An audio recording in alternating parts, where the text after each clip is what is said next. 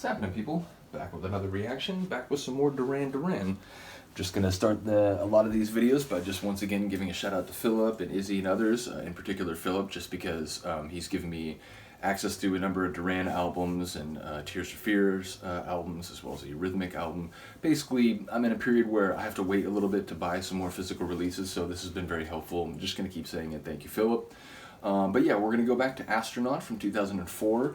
Multiple members of the band back, reunited as a five-piece for the first time in quite a while. John Taylor back, Andy Taylor back, however briefly, Roger Taylor back. So yeah, basically, I get why this was exciting, but it's interesting. Izzy was saying in a comment that his opinion of the album has kind of changed over time, and he was saying that maybe at first he was just so excited by and almost sort of blinded by the excitement of the five-piece classic lineup coming back, that maybe there was a desire to enjoy the tracks, to really like them, because of course it's the classic lineup back. How could you not like them? I do get that. So yeah, it'll be interesting to see. And again, I made a comment about the guitar playing, and trying to get a sense of how Andy's is different from Warren's and Dom's and so on, and a number of you had some really cool comments about the different guitar play. Oh, and Frusciante and there was someone else too that I'm now blanking on, but basically I thought it was really cool the way different people talked about which guitarist they liked the best, or at least what the different guitarists brought. Warren sort of an edgier, more dominant sound, whereas Dom is kind of he's worked with them long enough that he knows how to use the guitar work that's in the song without kind of overtaking the other parts and so on. So yeah, it was just really interesting to hear you all talk about the different guitar playing, so shout out to that. But yeah, we're up to a tune which is called What Happens Tomorrow. I enjoy it. Obviously it speaks to passage of time, and implicitly the passage of time as it relates to human relations. And straight out of the gate, it makes me think of that Shirelle song, Will You Still Love Me Tomorrow? The idea that we might have this connection tonight, and it might be special and magical, and we're both sort of just kind of enthralled with each other and so on. But real life necessarily returns. The sun rises, you got to go to work on Monday, you got to deal with the real life consequences of that emotional connection or whatever. So not that it's necessarily going to relate to romance or sex or whatever, but the idea that something could happen, a process could occur, a connection could be made, but what happens tomorrow? Will this continue tomorrow, or is this just kind of a one-off for you, or is this even if it's not a romantic or interpersonal connection, maybe you find a good groove in your life and whatever, but it's is this going to last? What happens tomorrow? And I guess to draw a line for Fight Club on a long enough timeline, the answer to that question would be no. But yeah, it just makes me think of, again, sort of that Shirelle song concept of cool, this is amazing, and I know you're really feeling it and you're really passionate tonight, but just want to raise the question, the specter of what happens tomorrow. Is this still going to be the case, or or suddenly the emotion's going to feel different, or are you going to be more distant, or so on? So that's the kind of the thought or the concept that comes to my mind, the idea of the passage of time, and perhaps the changing of circumstances due to the sheer passage of time into the sort of bright, garish light of day, perhaps casting light on details that you now have to consider, where in the dark and exciting time of night maybe you didn't need to worry about all that much. So that's what it makes me think of. Again, it might have nothing to do with the song, we'll have to see, but let's get to it. This is Duran Duran from their Astronaut album 2004, What Happens Tomorrow.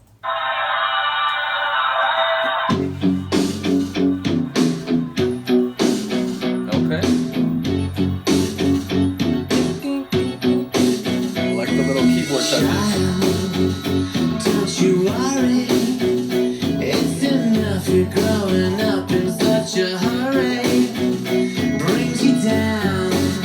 The news they sell you to put in your mind that all mankind is a failure.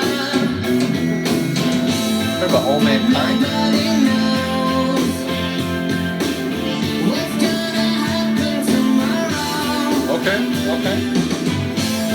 We try not to show how frightened we are. We got everything we know. We're running our lives. However I can, you've got to believe it'll be alright in the end. Funny given what I said about a long enough timeline.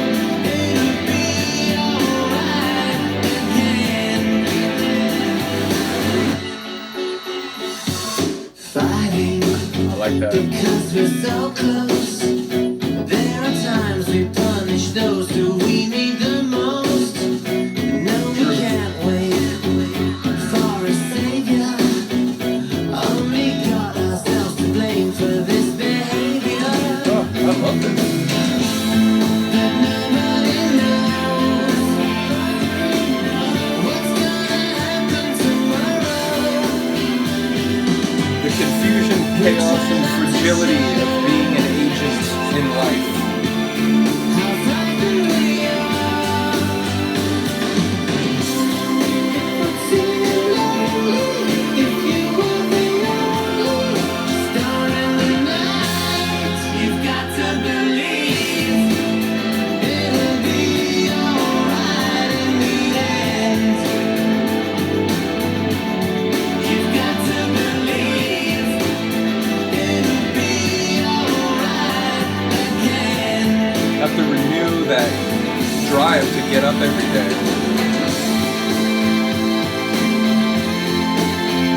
Even if that means sort of convincing yourself that, well, I don't know how, but I'm going to believe it'll work out. Oh, What's gonna happen tomorrow? So don't let go. Now we've come this far. right. Hope our enemies understand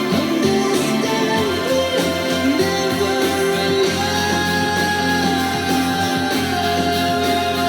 alone.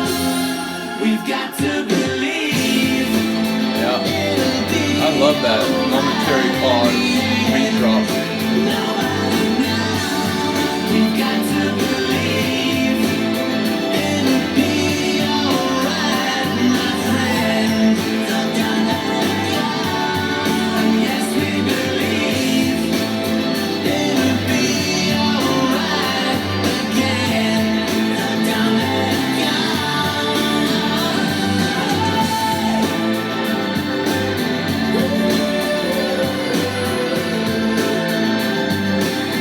Bravo, Sam.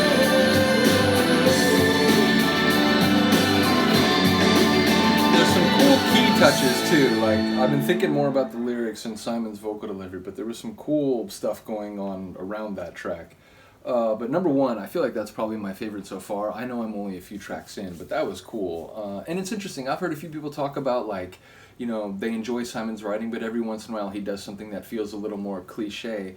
Maybe someone would, like, you know, try to say that about this song. And obviously, again, all opinions are welcome. That would be fair. But to me, it's interesting. Like, I found that really profound. And again, like, even if, you know, on a long enough timeline, we all die, you know, organizations will dismantle and fall apart again. Like, nothing lasts forever.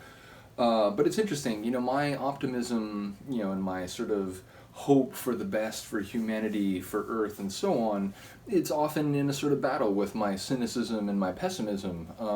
And again, like, there are times where I feel one of those more than others. Like, if I've just watched something from Carl Sagan, I'm probably feeling, oh, you know, we humans, we're going to make it. We're a good species deep down.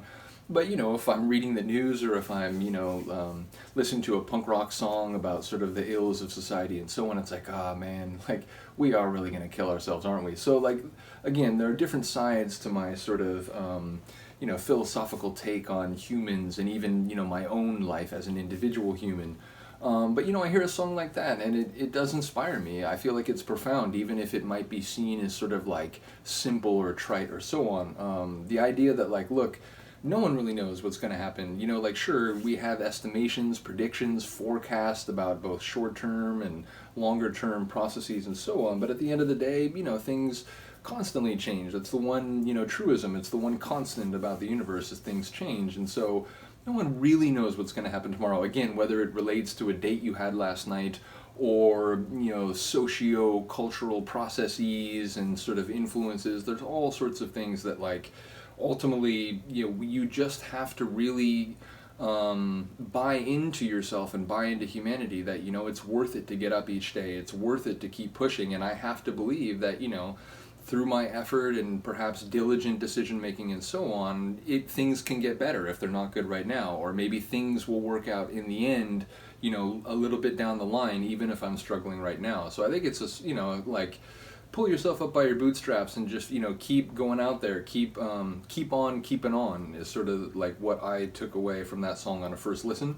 Again, you know, there might be some other themes there that I wasn't picking up on, but ultimately I really enjoyed that lyrically. I liked his delivery, including the couple moments where he went really high.